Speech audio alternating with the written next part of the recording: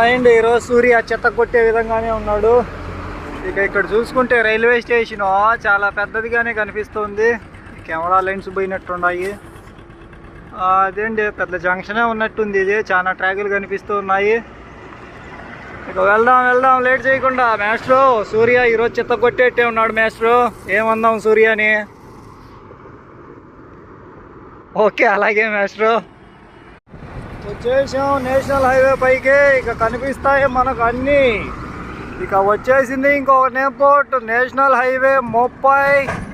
అదేంది మైహారు ఝోలాపూర్ 221. చేరుకుంటామా అంటే ఏమో తెలీదు. ఎమర్జెన్సీ కాంటాక్ట్ కోసం వీళ్ళని సంప్రదించండి. అండ్ రైడ్లో పోతూ ఉన్నాం. బోట్ కనిపించింది. పాల్, కేఏ పాల్ కాదండి, మామూలు పాల్ అనే బోట్ కనిపించింది. నేను చూసి కేఏ లేదే ఏంటి అనుకుంటూ ఉన్నాను.